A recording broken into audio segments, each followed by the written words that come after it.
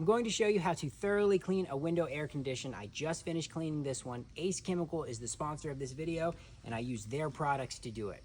Now let's get started. We're going to remove the front cover first, so unscrew those. Each manufacturer is a little bit different, but they're generally the same. And then the front cover is snapped on, so you got to work that off. On this one, the control board is screwed to the front cover, so just unscrew it and remove it. Gosh, look how nasty this thing is. Now set it aside and locate and remove the screws for the cabinet cover.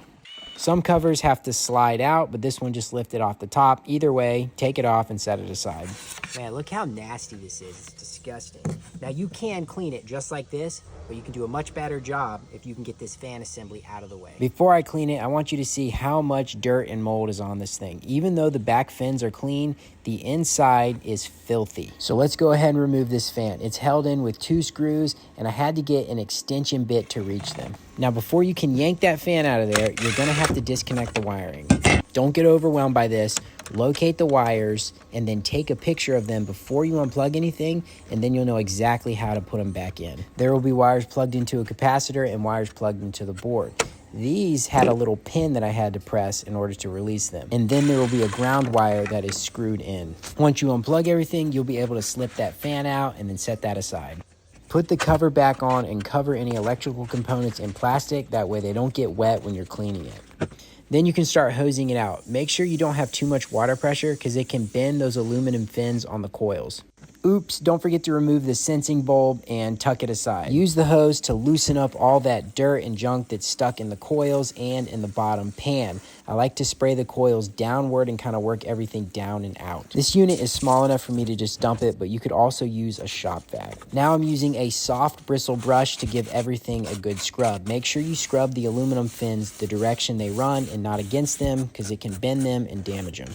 After you scrub it, then give everything a good rinse. Make sure you're cleaning out the corners because that's where the condensation water drains from. Now for the coil cleaner. I have Ace Evap-Klean Plus and I have Ace Power Clean. Either one of these will get the job done, but I'm gonna go with the Ace Power Clean because it's just a little bit stronger and it foams up a lot. Now, while you watch this satisfying foaming action, I'm gonna tell you a little bit about the coil cleaner. Ace Power Clean is biodegradable, it's non-acidic and non-fragrant. It's made to penetrate deep into the coils to help loosen up and remove any dirt, grease, lint, and grime. And the foaming is not only satisfying, it helps remove all of that junk to the surface. Now let's let that sit and turn our attention to the parts we removed. I'm gonna set the fan aside and clean that separately. And for these, I'm going to be using the same steps of rinsing and scrubbing. Only for this, I'm going to use the Evap-Klean Plus because it's a little bit softer, a little bit more environmentally friendly. It can also be used to clean permanent filters, so it's a little more suited for this job. I decided to remove all the louvers of the directional airflow so I could really clean behind those. And for the fan, you're going to follow the same steps of rinsing and scrubbing, only you need to be careful not to spray water on the fan motor. And don't forget about cleaning that filter too. Now we're going to turn our attention back to the unit and check out how that foam has removed that dirt to the surface. I'm giving it one last scrub while the coil cleaner is still on it, and then I'm going to rinse it down really good before I start putting everything back together. I'm going to wipe everything down and dry it off before I put it back together. And I'm using these monster towels to do that. They're extra large, they're super strong, they're made in America, and I've been using them for all sorts of jobs. Now, for putting it back together, you just do everything in reverse order. You took it apart, so you should know how it goes back together. And for wiring up the fan, you've got that picture, so just look at that and plug everything back in where it goes. And make sure you put the screws with the rubber washer back on top. And put that sensing bulb back. I'm sure you'll see it hanging there, but don't forget that. When I pulled the control panel out of the bag, it was super dirty, so I just wiped it off with a monster towel. And for putting the front panel back on, you just line all those clips up and snap it into place.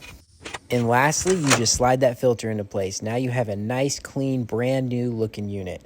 And for reference, check out some before shots. If you like this video, please like and consider subscribing. I put all the links to the products I use in the description, and make sure you check out Ace for many more good products. I hope this video was helpful to you. Thanks for watching.